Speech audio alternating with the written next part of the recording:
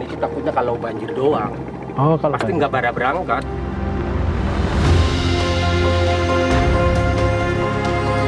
Kalau musim banjir malah justru air laut pasang. Sedimentasi mengakibatkan pendangkalan di daerah pesisir. Jadi terbentuk daerah di pesisir, daerah yang awalnya barangkali adalah pantai, kemudian menjadi daratan atau dataran.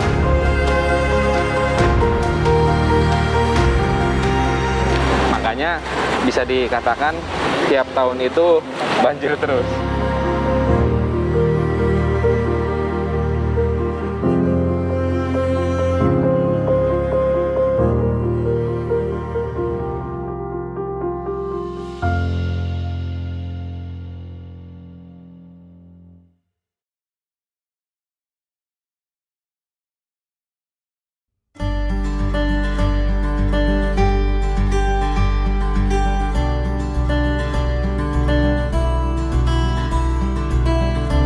Terletak di pesisir pantai utara, Kecamatan Gebang, Kabupaten Cirebon, identik dengan sentra pasar jual beli ikan dan didominasi masyarakatnya yang bermata pencaharian sebagai nelayan.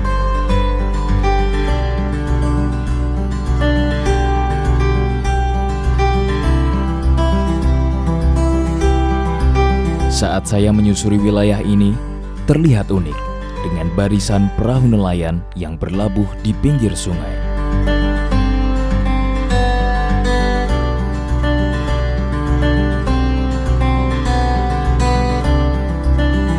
Hingga akhirnya saya memutuskan untuk bertemu Pak Budi dan Pak Ramping, seorang warga juga nelayan di pesisir Pantai Gebang.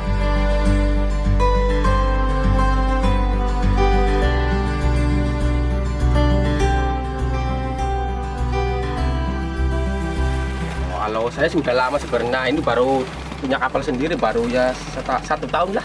1 tahun punya kapal sendiri. Kalau ngikut orang? Ya udah lama sih, waktu saya belum menikah juga udah.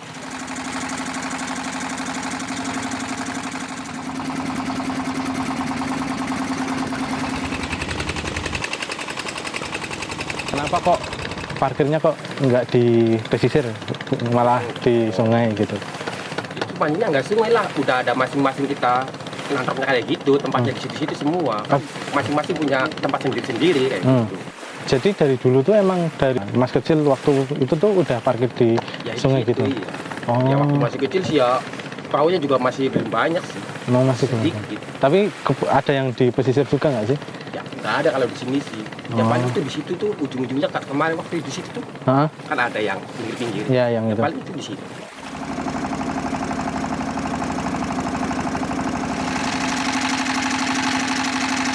Pernah bentrok nggak Pak kalau urusan tempat gitu? Yang pernah sih pernah. Tapi kan udah masing-masing ada bagian yang nggak jadi. Oh. Misalnya kayak Pak Ramping punya perahu udah di situ ya di situ. Kalau saya di situ kayak gitu. Saat saya berbincang dengan warga juga nelayan, sangat mengagetkan. Wilayah ini ternyata turut mengalami banjirop yang melanda pemukiman dan menghambat jalur navigasi nelayan. Kemarin sih ya tuh banyak juga ya, perahu pada miring tuh. Airnya gede pisan sih segini nih. Oh, segini itu terendam? Iya, terendam ini. Berarti masuk ke rumah warga nggak sih? Kalau warga dari kiriman dari itu, dari hulu.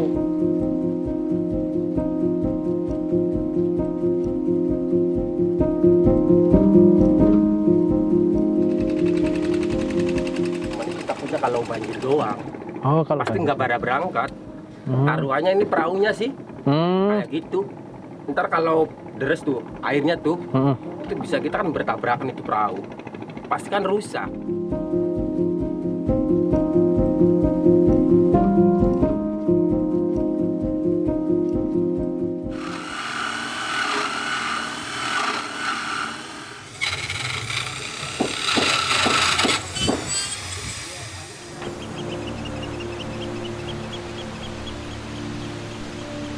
Tanah-tanah yang di pinggir itu sebenarnya ganggu nggak sih Pak? Jangan ntar lagi kalau minimal jam 1 lah. pasti nggak pada bisa masuk ya, satu hampir ya, kita langsung intinya giliran tuh satu-satu. Ya kita pengennya berebut sih, kita pengennya duluan jadi bentrok. Oh, Kayak gitu, iya. itu berarti posisi kapal tuh harus benar-benar tepat di tengah sungai ya? Iya, kita harus tepat-tepat benar-benar.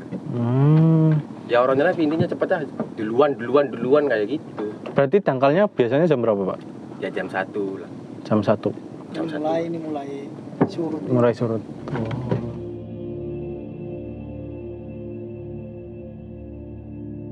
Kalau dangkalnya sendiri sekarang berapa meter, Pak? Nggak tahu sih kalau nambah hujan lah. Tadi nggak di itu sih ya segitu sih ya, paling kalau tadi ngebut itu paling segini. Setengah meter. Setengah meter. Semeter. Semeter. Bisa jadi 1 setengah meter, meter kalau lah. di dalam paling ya segini. Setengah meter.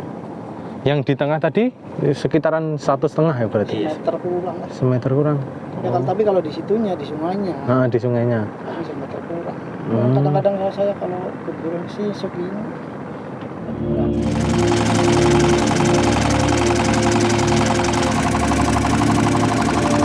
Banyak keluhan dan kesulitan yang saya dengar baik dari warga maupun nelayan. Keunikan di awal berbanding terbalik dengan apa yang sebenarnya terjadi di sini. Wilayah ini faktanya mengalami dampak fenomena alam. Informasi yang saya cari melalui internet mendapatkan sebuah penelitian dari Kampus Negeri Bandung, UPI, yang menyatakan tentang pertambahan luas lahan akresi atau sedimentasi tanah di Kecamatan Gebang.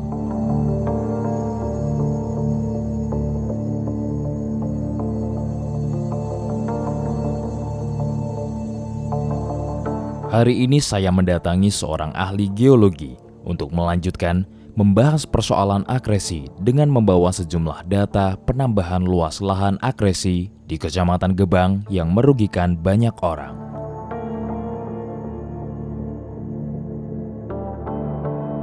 Sedimentasi itu prinsipnya adalah mengendapnya material hasil dari awalnya batuan sedimen yang lapuk atau tererosi, kemudian tertransportasi. Transportasi ini bisa oleh macam-macam agen pembawa material.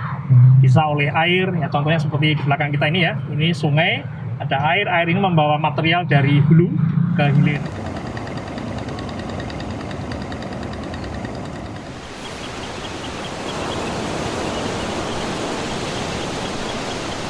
Sedimentasi bisa terjadi dari hulu ke hilir, dari tempat yang tinggi menuju tempat yang rendah, tapi lebih umum, lebih banyak terjadi di daerah tempat yang lebih rendah.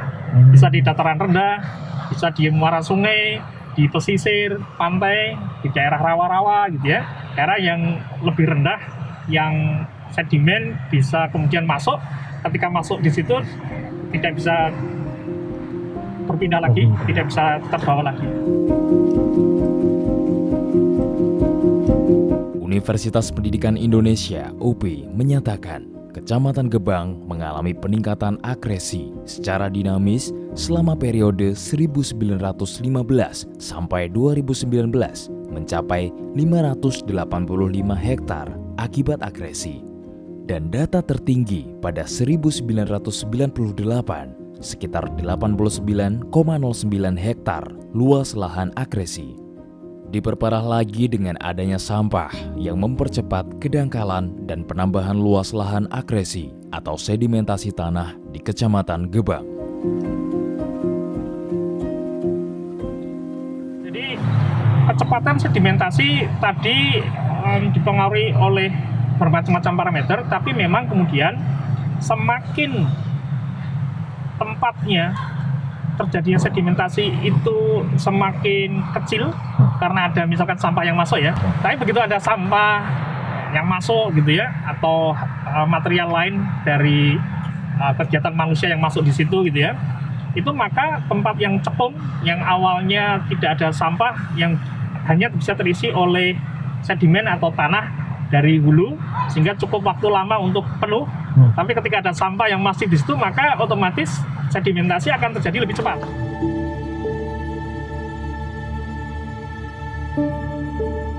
Berarti di dalam sungai itu nggak cuma sampah plastik, Pak? Ada kayu. Katanya kemarin ada kasur, Pak. Itu bener?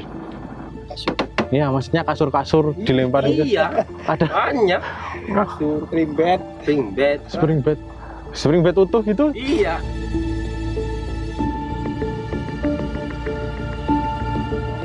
Mesin macet. Macet. Kebanyakan sampah. Memang kalau banjir tuh ada untungnya juga buat nelayan tuh. Kan sampah tuh pada ke laut semua ke sana. Biasanya kalau nggak banjir tuh kayak gitu dulu lagi sampah lagi dapatnya. Ini kan pada lancar. Biasanya kipasnya nabrak sampah biasanya tuh.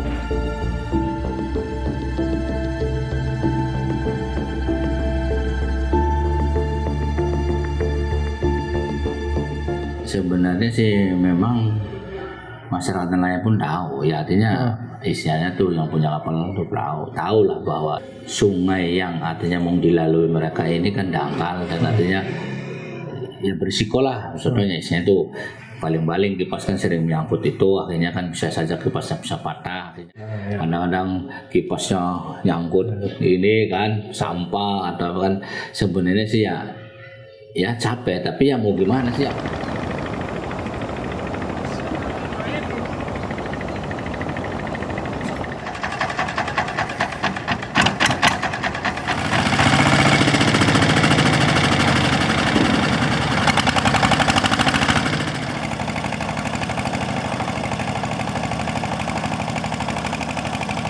Sudah musim hujan, waduh, ya bukan waduh lagi lah, artinya bagaimanapun juga ya terjadi, artinya dilematis.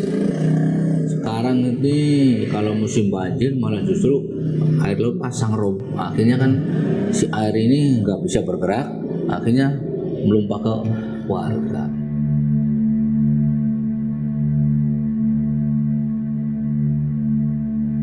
Katanya ada nggak kaitan sedimentasi dengan banjirop? Kaitannya mungkin secara tidak langsung begini. Sedimentasi mengakibatkan pendangkalan di daerah pesisir. Jadi terbentuk daerah di pesisir, daerah yang awalnya barangkali adalah pantai, kemudian menjadi daratan atau dataran. Ya istilahnya daratan kita, pantai kita maju, ya atau dalam istilah geologi mengalami progradasional. Pantai kita maju ke arah laut, gitu ya, karena ada sedimentasi. Daerah yang mengalami progradasional, garis pantai kita maju ke arah laut, itu otomatis biasanya daerah yang rendah.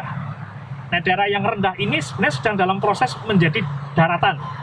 Nah, ketika dalam proses itu belum menjadi daerah yang cukup tinggi, kita kemudian mengembangkan menjadi satu kota, menjadi satu pemukiman, otomatis dia masih rendah. Jadi ketika ada aktivitas gelombang laut atau muka air laut relatif naik karena satu hal, daerah ini akan tergenang.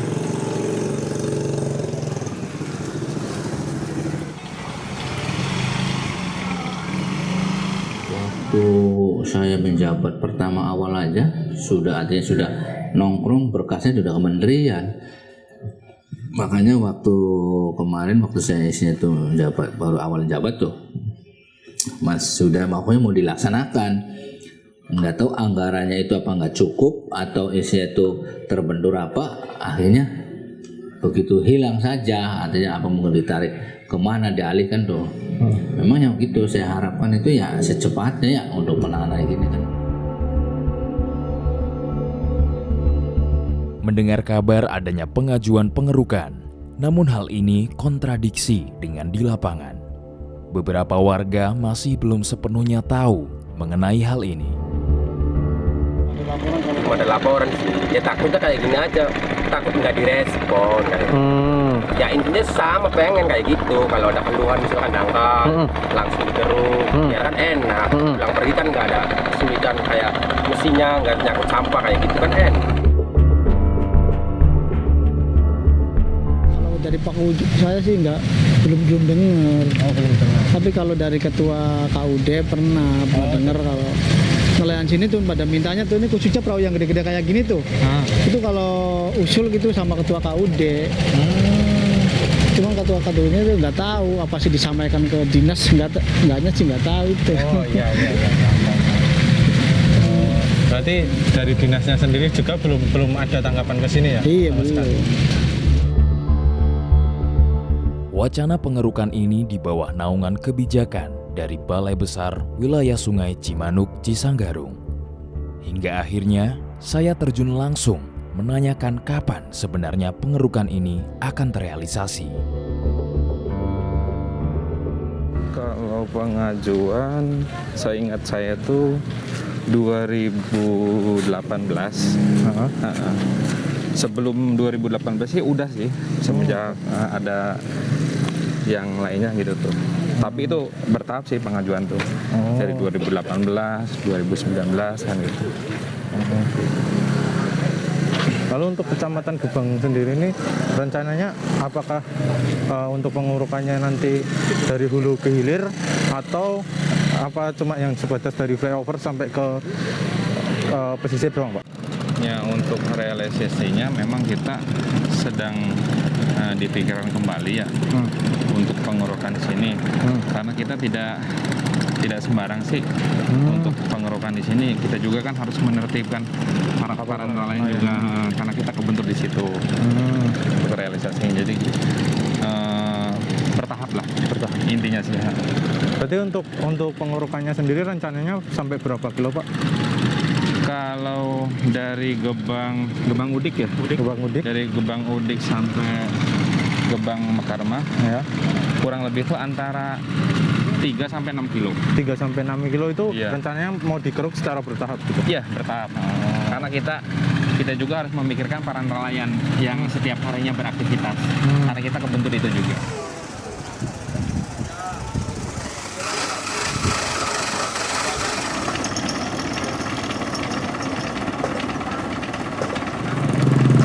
Waktu awal mulanya kita memang berusaha untuk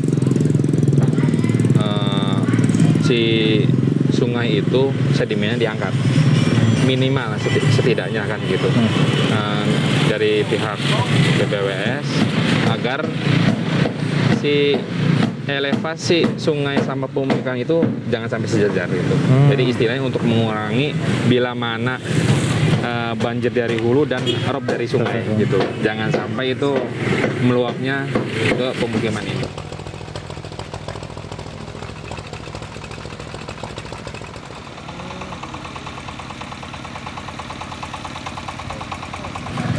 Sedimentasi tanah sendiri, apakah penggundulan hutan itu juga salah satu penyebabnya? Salah satunya juga dari perbukitan Sungai Cigaruk itu salah satunya. Gitu. Karena tanahnya mudah merosot dan mudah ke bawah alir. Jikalau kalau di daerah perbukitan Sungai Cigaruk itu ada hujan lokal yang cukup deras gitu. Oh, gitu. Makanya bisa dikatakan tiap tahun itu banjir terus.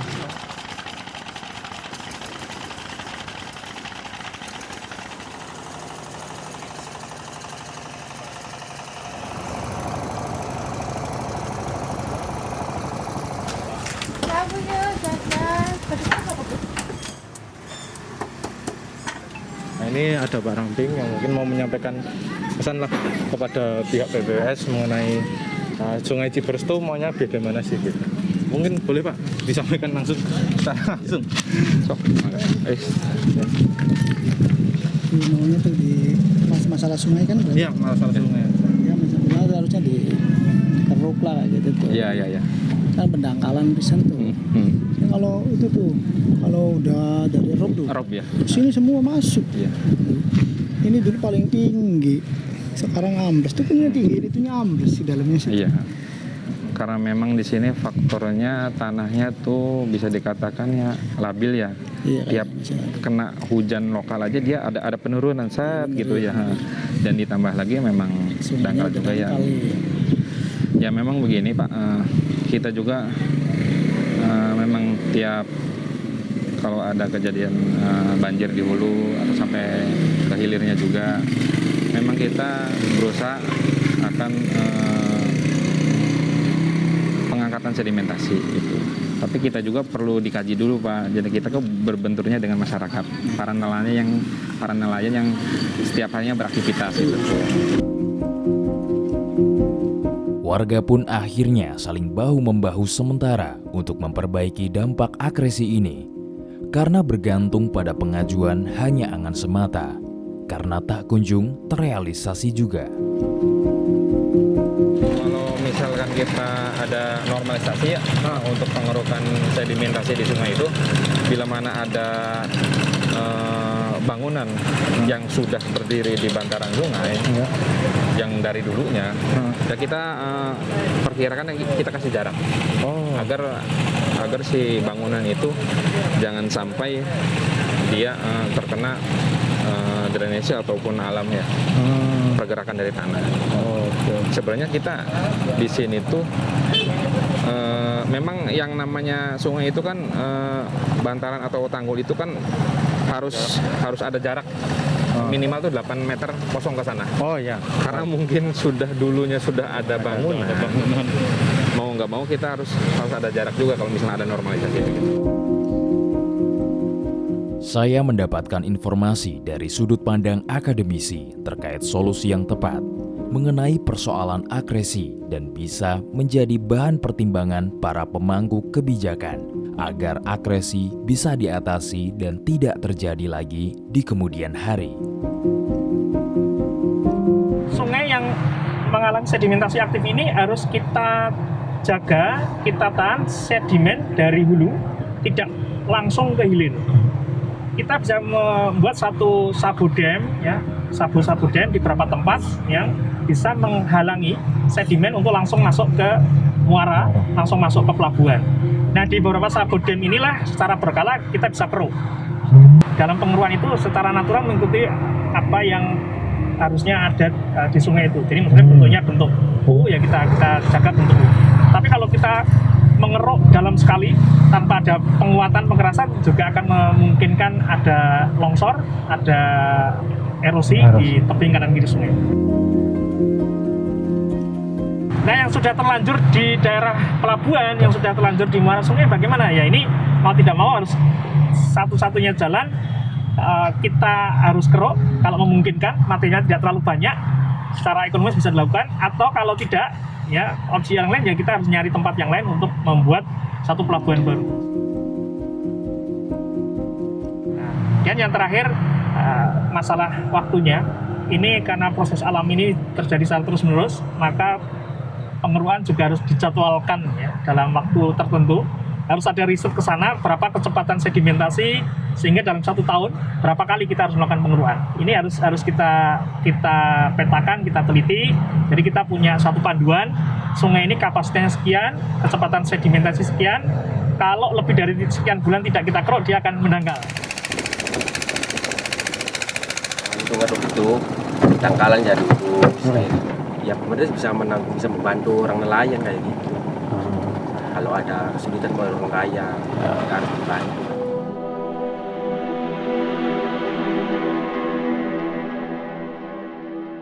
Apa yang dilakukan kita hari ini akan berdampak pada hari esok. Menjaga dan merawat lingkungan adalah tugas kita semua, agar tidak merugikan banyak orang di kemudian hari. Generasi ke generasi akan merasakan dampak yang terjadi jika kita tidak peduli terhadap alam sejak hari ini.